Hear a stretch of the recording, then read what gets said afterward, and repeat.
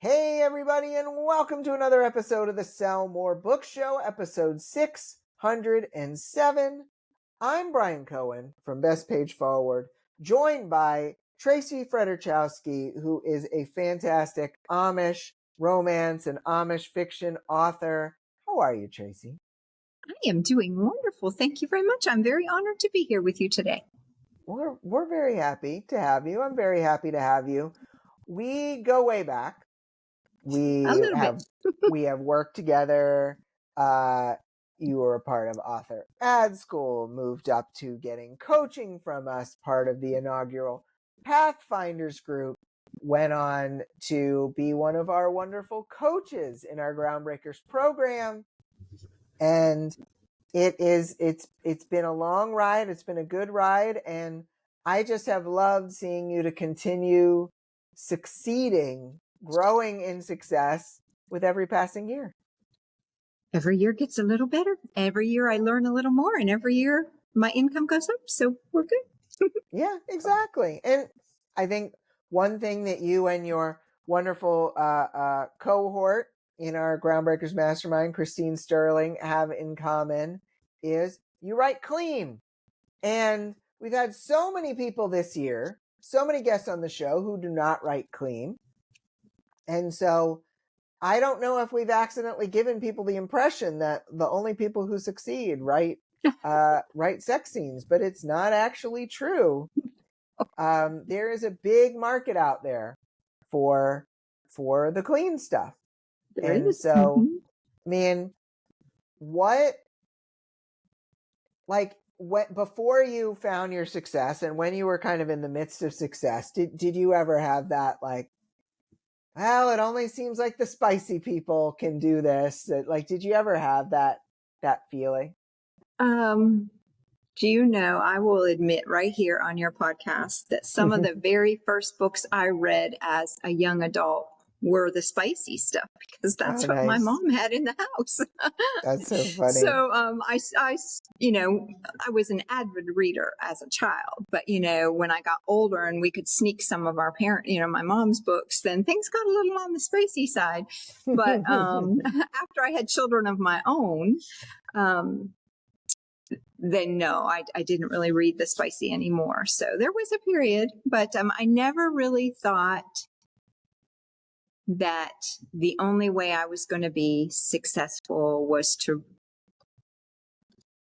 light it up a little bit. Yeah. I never once thought that. And me becoming an author was completely out of the blue. That is not something that I had planned on.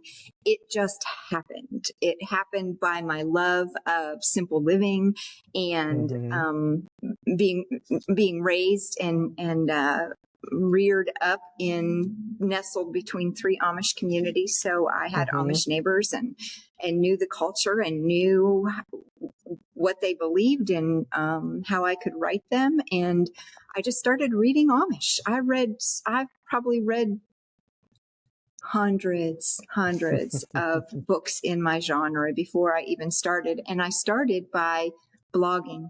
I actually started by blogging about some of my experiences. And those blogs, my readers from the blog came in and said, you need to be writing. This needs to be a story. That's how I got started. It wasn't something I sought after. It was the followers of my blog saying, I want this as a book. And do you know, I still have one of those readers. She's on my ARC team. And she was one that said, this needs to be a book. And that was 9 years ago. And she's amazing. On my ARC team. She's my favorite ARC reader. Yeah, amazing. That. So to answer your question, no, I never thought that I couldn't be successful in this. And I mean, you wrote what you knew because you'd grown up around these cultures. You didn't even seek out. It just kind of happened almost naturally, where you figured out, oh, this is something that people are already asking me for. I guess I should do it. Yep, absolutely. So cool. And it took, I owned my own marketing company then, my own marketing agency then, and it probably took me another couple years to once I got into ad school, that's when I realized, oh my gosh, I can really make a living like this. I don't have to have 300 clients on contract to make a living. I can do this and do it for myself. So yeah, it just all works out the way it's supposed to work out. Yeah, you learned the ropes of marketing in your natural business. You learned what you needed to know to write these stories, and then it just all came together. I mean, I think it someone maybe looking from the outside could call it luck, but I think it's a little bit of fate. I think it's a little bit of how it was supposed to go. And a lot of hard work. I don't give up easily. A lot of hard work. And a lot of hard work. No one ever told me being an author would be so much work. And then you take out of, I went to a traditional small press with my very first book, and I was so discouraged at their marketing tactics that I fought to get my rights back, and then took it on my own. And that's when I made a difference. That's when things really started to happen. But it's a lot of work. It's a lot of work. Yeah, it really is. It really is. And that's why we've had so much to talk about for 11 years here on this show. Exactly. And one last thing, it is a lot of work, but it's very rewarding. Writing and having people read your stories and have your stories connect with somebody that they've learned something, or, they walk through a challenge and say, oh, I wish I'd have read that book before I walked through ABC, that makes all of the hard work just worth it. Yeah. We're serving people. It's awesome. It's a good feeling. Definitely go check out Tracy's website and all she's got at tracyfredyrchowski.com. And you can also just look her up. Tracy Amish Fiction probably pulls you up there. Actually, nobody can smell Fredyrchowski. Big long story why I went with that. But if you just go to tracysamishbooks.com. There we go. tracysamishbooks.com. That's easier. That's totally easier. Folks, we've also got a Black Friday sale going on for Author Ad School. You can add on a year of ad school and get a one-on-one session with six-figure author Quinn Ward for less than the usual price. It's like 25% off. And you can go to bestpageforward.net/BF25 for our Black Friday deal. That is running through, I believe, December 2nd. So go check that out. We had a question of the week a couple weeks back, which was, how are you diversifying your streams of income other than just putting out books? Cody Engdahl said, I'm also a fiddler. I play gigs around town. Some of these places even carry my books in their gift shops. I also get a lot of free tables at events because I play Civil War tunes all day when I'm not signing books. I always say playing fiddle gets you invited to the dance. Very nice, Cody. Karen Heenan said, I have an agent who was looking into audio and foreign rights for me because I realized I only have so much bandwidth. I still do some editing on the side, but the bulk of my focus is on new words and building my backlist. Yes, I think that's where the focus needs to be. And Randy L. Scott said, as I ease into full retirement from my day job, I'm using the vocal booth I built in my studio for other local authors to record their audiobooks. I also edited in master the audiobooks for them. That is so cool. I mean, so much ingenuity. Tracy, obviously now you've got your books and you coach for Groundbreakers. I mean, are there other things that over the years you've done to supplement the author income?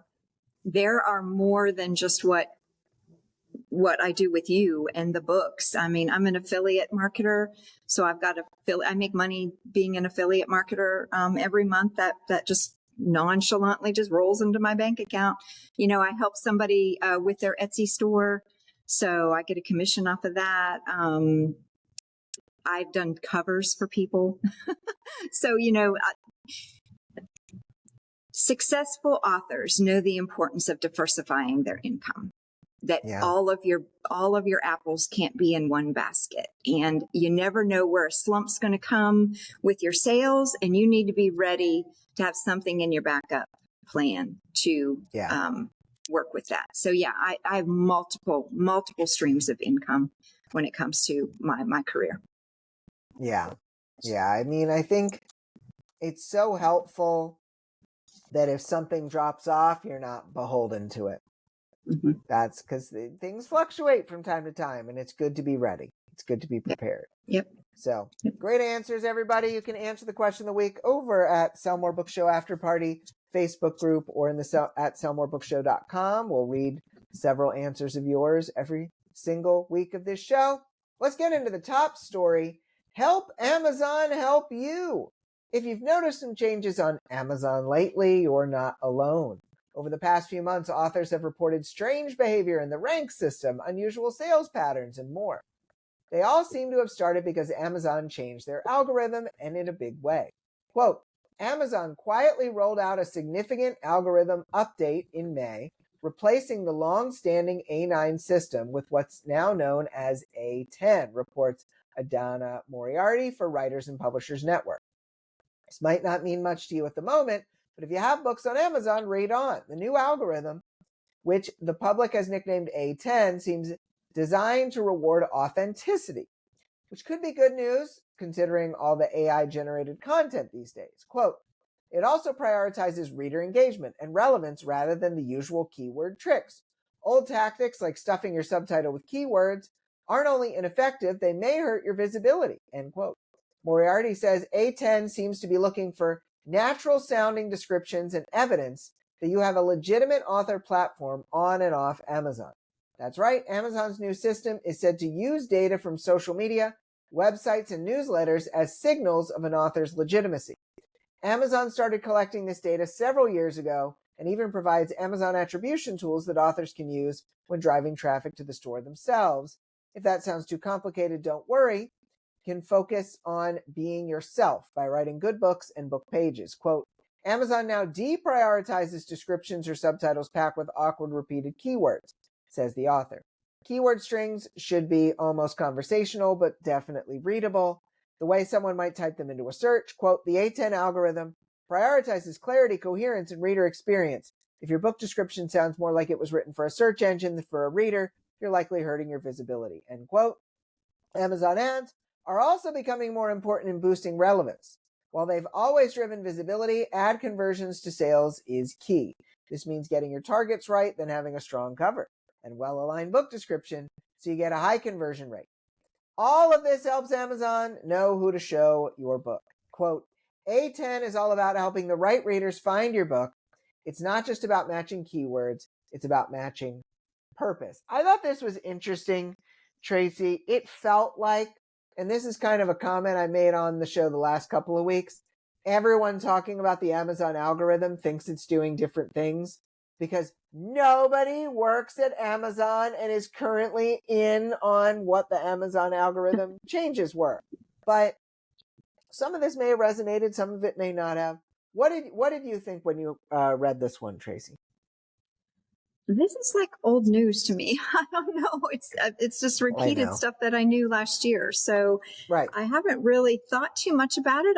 I know that when I first heard about A10, that relevancy in driving traffic to your sales pages was important. And that's pretty much where I left it. Just make sure I'm driving traffic to sales pages.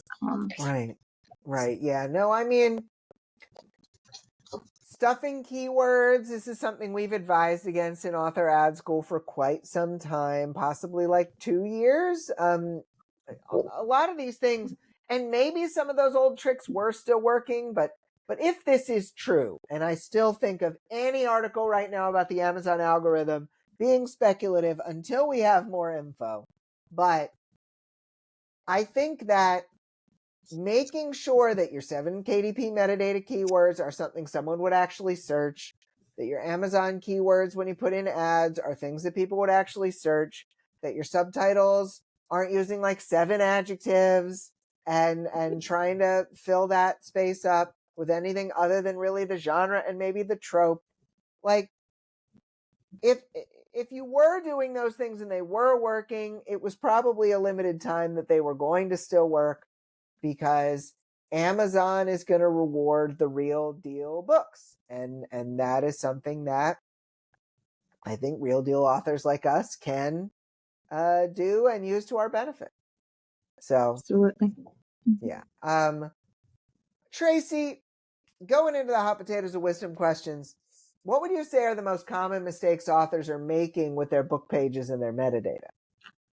There's a few things I've been seeing out there, and Yeah. even in the handful of people that I'm working with, it's the first thing that we look at is their metadata. Yeah. I'm seeing lots of things. I'm seeing too broad of keywords. People coming back with competition like 60,000, 50,000, 40,000. We're just not going to rank for that. You're just throwing your line in the sea and hoping you catch something, because the competition is way too broad. Getting down in that narrow funnel when it comes to your 7KDP keywords are imperative to making sure Amazon really knows where to put your book and who to serve it to. The other thing that I see is they pick a keyword or a keyword phrase, and they never check to see if that keyword phrase, what kind of books are showing up on their bookshelf. I had somebody that, had a word, and this book wasn't anything like the very spicy books that were coming up in the who sits on your bookshelf, looking at your competitors, and wondering why Amazon wasn't serving them to the right people. Too broad of keywords, not checking to make sure that your competitors are in line with what your book is about. Trope stuffing, I call it trope stuffing your subtitles, just like you said, keyword stuffing. That is, we don't advise that anymore. I love to see the genre and the trope in the series name. Then you don't have to do that at all. And, I use this example. One of my series is called an Amish romance birthday series. So I've got the genre Amish, I've got the trope romance, or backwards. I have that backwards, but anyway, you know what I mean, in the series name. So I'm not having to rely on that subtitle to tell Amazon what the book is about.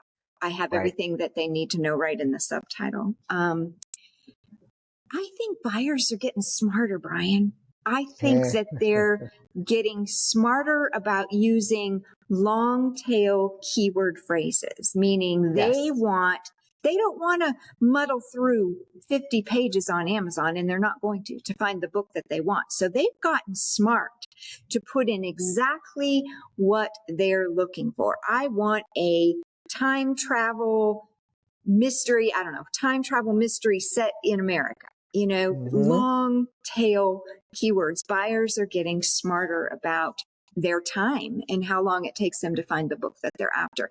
And as authors, we have to realize that. We have to realize that we have to meet a buyer's expectation or a reader's expectation. And we can do that by making sure our 7KDP keywords line up to the exact type of buyer and the exact type of book that person is looking for. So that was a couple things. What else? I say undefined blurbs. Have you ever read a blurb and you still don't really know what the book's about? Yep. Or what genre it's in. Or what genre is in, or it doesn't have a hook. A hook. The hook sells the book. I say that over and over again to my coaching students. The hook sells the book. People are lazy. They're not going to read long descriptions. If you can grab that reader with a very compelling hook, you're going to sell your book. So undefined descriptions. Doesn't have a hook. And I read the maybe 2-sentence description and I still have no idea. And maybe even the cover probably appealed to me because I clicked on it and got that far. But once I got that far, if I don't have a well-defined description with a hook that's going to sell the book, I'm probably just going to click away. And so are our readers. They're just going to click away. I believe that. I believe that. Tracy, you got a question for me? I do. It's been said that it's hard to reverse the algorithm's opinion about your book. How hard is it to fix a bad book sales page and metadata in Amazon's algorithm's eyes? And sometimes is it better just to simply republish and start fresh? I'll go a step even further than this. Sometimes it's better to just write the next book. the next book won, the next series, because Amazon plays favorites, and it has some that it isn't its favorite. We in the early days of our agency, we had some clients who they've been struggling with their ads for years. We were like, we'll take this over. We'll figure it out. And we got them better, but there were still just some books, some series that Amazon got their opinions about, got really confused, got issues with metadata really locked in, issues even with the ad account. And it's hard. It's hard to take something that Amazon has kind of formed its quote thoughts about. And so it can be really helpful to start afresh. Yes, I think republishing a book with a new ASIN can help, but I think it's probably even better than putting all that effort into that to just plan to do it better next time, do it better with the next book. I think that makes the biggest difference, in my opinion. And if somebody chose to republish it with a new ASIN number, they have to do the work on making sure everything's cleaned up before they republish it again. Yeah, or they they'll can't just just be in the republish it the same way. It'll still be broken. Yeah. It'll still be broken. 100% agreed with you, Tracy. Yeah. Awesome. We're moving into the lightning round. So everybody's favorite part. No one's ever messaged me and told me this was their favorite part or that they hate it. Nobody has said anything about this. We've been doing it for hundreds of episodes. So Tracy, it's your turn to make a lightning sound. But that's thunder. I liked it. It's a real subtle lightning. That was my favorite part about it. Tracy, so what challenges, if any, have you faced in marketing Amish romances? Can I tell you a story? Yeah. So when I first came into writing Amish romance, I thought I had written an Amish romance. But going into ad school and getting some one-on-one coaching, I figured out I had written a women's fiction book, not a romance book. Oh, interesting. So I was not meeting my readers' expectations. Hence, my really long women's series didn't do as well as a mystery series. When I got into the mystery series, I knew all about reader expectations. I knew about writing to market. And that series, my mystery books, do much better than my women's series because there is not a category in Amish fiction for women's fiction. So it's either romance or mystery. There's not really an in-between anywhere. So that was my biggest challenge, only because I didn't know. You don't know what you don't know. And unless I didn't have ad school and your team telling me, Tracy, I think Quinn told me the first time. Quinn was the one who said, "Are you sure this is a romance?" I said, I love Quinn. Quinn so sure it's a romance. Quinn does not care about your feelings when it comes to just telling you the truth. And that's why Quinn is one of my favorite people in the world. And I never even really thought about it. I didn't even know. And then when you started to do the genre guilds and I started to watch all of them, I went, big light bulb went off. It's like, that's why they don't. I mean, they sell, but they don't sell like my mystery books do because I didn't write them. I genre confusion, completely genre confusion. That's so interesting. Yeah. So that's my biggest thing I faced. I haven't written a straight up Amish romance in a little while, but next time I'll know because now I know much more about genre clarification. I know about writing to market. I know about reader expectations. And I think that's one of the hardest things an author has to be told is that, are you sure that that's really what you think it is? You wrote? Yeah. Ooh, it's hard, but necessary. Very, very necessary. Awesome. You've got a question for me. I do. I was trying to find it. When you find that Amazon ads are working for a specific book or series you've written, do you give up on the books that aren't working? This is tough. This is almost as tough as the previous answer you just gave, Tracy. You don't necessarily have to give up, but I'm all about the 80-20 rule. 20% of the results, 20% of the effort go into 80% of the results. If you spend not enough time pushing the thing that is profitable, you will make less money. But if instead you spend 80% of your time, 80% of your budget, 80% of your effort on this one series of yours that is making the most, suddenly it opens things up. Suddenly it allows you to reach new heights. And so if you have ads that are working, look, I was talking with an amazing author in my Pathfinders program. She had one series, negative. Another series, break even. One series, she has 4 series. Third series, 3-to-1 return. Fourth series, 4-to-1 return. And so I had to help her to say, look, the negative series, maybe we could rewrite, maybe we could do something, because it was the series of her heart. But the 2 series that were 3-to-1, 4-to-1, you've got to be putting attention into those. You've got to be putting more ad spend into those. So it's not necessarily giving up on the books that aren't working, but we have this desire to be well-rounded, and it's shooting us in the foot. We do not need to be well-rounded. We need to promote the heck out of the book that is making us money. It's Absolutely. hard. There are, nobody likes to give up on their backlist, but you can still put those backlists in your email newsletters. Your newsletter followers turn over every couple of years anyway. So, somebody might come along. It's not like you have to put it on a shelf and never pull it out again. You just shouldn't be running ads to a book that's not profitable, but you can still put it out there a little bit. Exactly. Mm-hmm. So Tracy, in the past couple of years, you found that slight genre pivot from Amish romance / Amish women's fiction to Amish mystery did lead to a big increase in royalties. How can authors decide on what pivot is worth making? First of all, data. I do not make a pivot. I do not change a thing until the data tells me that I have to. And I follow my data. And you taught me that. Quinn taught me that I have to have a good handle on my data. That max bid sheet is my best friend.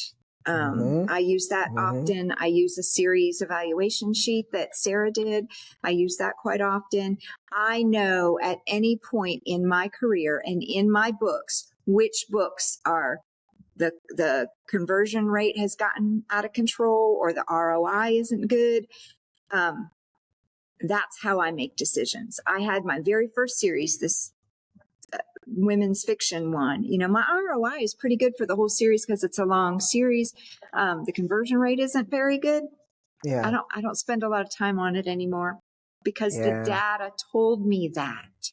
The data told me that. So data is a big thing. And when I decided to pivot, I was wrong with this women fiction / romance. I messed that up. I didn't agonize over it. I just pivoted, like you teach us to just pivot to something else. But I did my research first. I didn't want to give up Amish. I love writing Amish. I know a lot about their culture, so I enjoy writing it. But there were other tropes in that genre that I could pivot to, and one being mystery romance. And now my latest one is a cozy mystery, an Amish cozy mystery. So I just switched to a different trope within the same genre. And I still get to write what I love. Yeah. So data. And people my forget big thing that. Is data. People forget that. It's the marriage of data and what you love writing. And not everybody are number people, numbers people, but the max bid sheet, that's a little, that took me a little bit to learn the max bid sheet, but there's great tutorials in ad school to learn those max bid sheets. But this little series evaluation that Sarah put together, one of your team members put together, it's super simple to use. And it tells me at a glance what's going on. So much so, I knew I needed to change a keyword in an old series, just to keep it visible a little bit, I changed 2 keywords. My conversion rate went up like it always does. It got worse before it got better. Oh, So yeah. changed it 1 month. I log everything I do when I run a promotion. If I've changed a keyword, if I've changed a word in the blurb, I keep track of everything I do on my sales page. But anyway, I changed 2 keywords, didn't think about it the next month. My conversion rate got worse like I knew it would. The following month, it dropped down by 3. So it was just changing a couple keywords. I would not have known that had I not been tracking my data and knowing what my numbers were month after month after month after month. And even so, I know that February is a slow month for me. Typically, February is a slow month for me. So I'm already planning what I can do in February. I wouldn't know that if I didn't watch my data. I love that. I love that. All right. And yes, you can join Ad School if you've sat on the fence forever, or you can join our unlimited version that has twice a month, 30-minute group calls with me, Ad School Unlimited, at bestpageforward.net/BF25. All right. You've got a question for me here, Tracy. I do. What's your favorite way to network with other authors and why? I just really enjoy getting in a room with people, and that can be a Zoom. I just like talking, like, sure, connecting with people in a group or in a promo is fine, but I like talking with people, really getting to connect with them. I feel like people don't really get to see the real me unless they talk to me in a live setting anyway, and so I want to put my best foot forward and make sure that people see me there. So whether it's at a conference or just in some kind of group setting on a Zoom, that's my jam. That is my jam. Tracy, last question to you here in the lightning round. How do you know when to end a series? My data tells me. My data tells me. If the read through rate is not making, if it's just declining and declining and declining and my ROI is dropping, I know that it's time to abandon that series and start writing something new. That's great. It's good to know that it can provide that. And that's one of the things why we can't be afraid of data. It tells a story, and we like stories. We like stories. Awesome. All right. So, Tracy, we got to come up with a question of the week. I hear you might already have one. I do. Where did I put it? I wrote it down. Let me find it. Yeah, shuffle, shuffle, shuffle. Shuffle, shuffle, shuffle, shuffle. What is the one thing you could do to improve your sales in 2026, but you haven't committed to yet? But you haven't committed to yet. I love it. What was the one thing you could do to improve your sales in 2026, but you haven't committed to yet? You can answer Tracy's wonderful question at Sell More Book Show After Party Facebook group or sellmorebookshow.com. It was great having you on the show today, Tracy. Thank you so much. I appreciate it. I love that we get to share your wisdom with our wonderful Groundbreakers coaching students. So if anyone wants to be coached by Tracy, just email us. You can just email us, Brian at sellingforauthors.com, and it'll get to us. Tracy, where can people find your wonderful books again? Tracy'sAmishBooks.com. Tracy'sAmishBooks.com. Love it. Tracy and I will be back next week. So for Tracy, I'm Brian. Have a great week of book selling, everybody. Have a great Thanksgiving. And we will talk to you next time for episode 608. Bye.